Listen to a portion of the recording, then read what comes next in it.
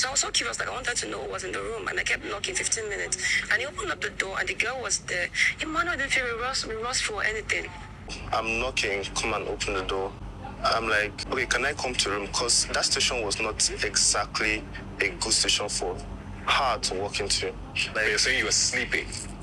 Yeah, I was. I woke up to the knock and everything. Was she also sleeping? No, she wasn't. I saw him talking to the girl a night before at One African Fest. It was the next month after One African Fest. Like, how you disrespect somebody this much? Like, guys, I can feel the disrespect in my bone, in my chest. I can feel it in my heart. The disrespect is so much, and I'm just wondering how Liquorose has the balls to even come out here to say it. Me, I won't even say some of these kind of things for my own reputation, for my own sake. He loves me, but he's not ready to be in a committed relationship. And he left. We had a discussion the following day, and we came to conclusion like an open relationship. If you want to do your stuff, I don't have to be in an open relationship. If I'm with you, I'm with you. But if you want to do your stuff, do it far away. You know what? For the most part of this particular episode, I've just been like, oh my God, oh my God, oh my God. Like, nobody, like, no one should go through what Liquorose went through, because what? Like, what did I just hear? What did I just hear? No way, no now, no, wrong now. Oh, wrong now. Like, come on. I thought I had felt the heartbreak from like yesterday. But at this point, there is a whole lot of another level of heartbreak because, Yusuf, check him. This is so unfair. Guys, let me just explain everything that happened. You know that I cannot post all these video clips here. I don't have the right to, which is why I'm going to be explaining everything that happened bit by bit, adding clips here and there. So for the most part here, Liquorose was just explaining how everything about their relationship crashed from Dubai. So she had been crashing in his room every night, and then this particular day that she decided not to crash in his room, she went there the following morning around like 5-6 a.m. and then there was someone in the room, and this is what happened. So she got to the room and she was knocking, pressing the bell. He didn't respond till like 15 minutes later when she had told him that there is an emergency. That was when he opened the door. So what had happened was she didn't sleep in his room. She wanted to surprise him. They were chatting on the phone. Oh, what do you want for breakfast? You know, da da da da da. So then, as they were chatting, she walked to his door. Oh, yeah, now, open the door now. He refused to open the door and then refused to pick her call. And after a while, she was calling and then he silenced the phone. The phone stopped ringing. And then, next thing that happened was that, God. After she had said it was an emergency, he now said, oh, okay, that he has a guest in his room and yada, yada, yada. She said, open the door. He opened the door. She saw the guest. Music was playing. The bed was rough. The lights were off. And she got pissed and walked out of the room. And Emmanuel didn't think to follow her in that kind of situation. Like... Okay, so this is what Emmanuel had to say. Emmanuel said, oh, he was sleeping when his friend, who he had known before, came to knock at his door as early as 5 a.m. And the friend was like, she was close by, she had partied, and she just wanted to come see him.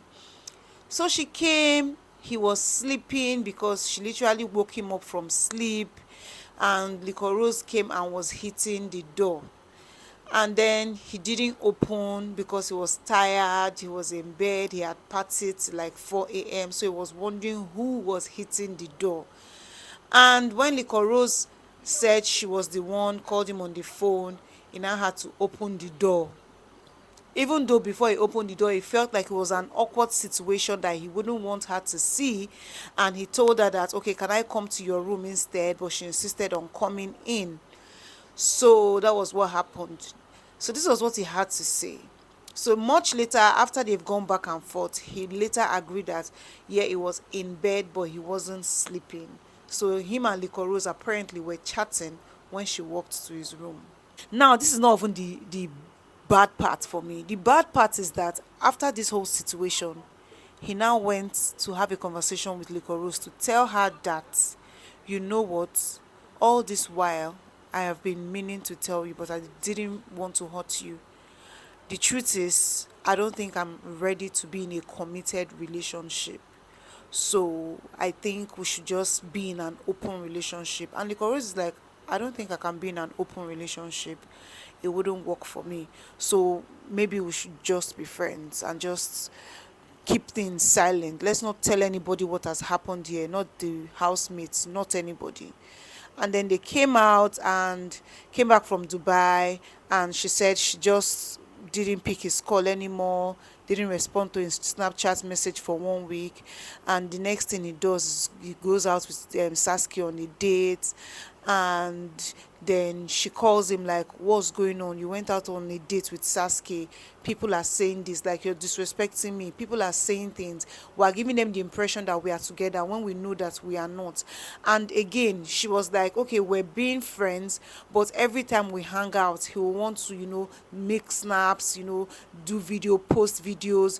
He will go to a place, see my car, he will, not even my car that looks like mine, he will post the car, like, or give people impression like we are together when he knows that we are not together. So apparently Emmanuel,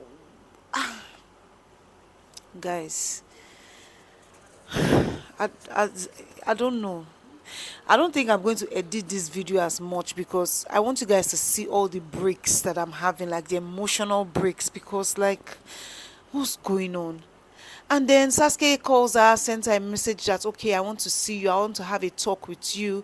And then they see at an award, Saskay calls for Liquorose's attention, and Liquorose went to meet her. And then Saskay goes, oh, you and Emmanuel, people, and Emmanuel told me that you people are not together anymore. And Liquorose is like, how the hell did she know? Why would Emmanuel even say that to her? Like, we thought we said we're not going to tell anybody anything. So Saskay tried to clear the air.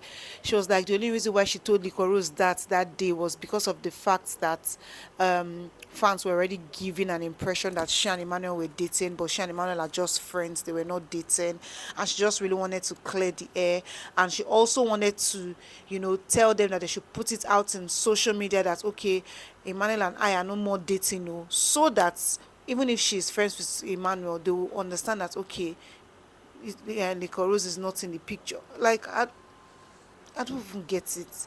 So she was trying to explain that, oh, I know that it looks like there were times where I said I didn't believe you people's relationship in the house, but there were also times where I said I think it was genuine.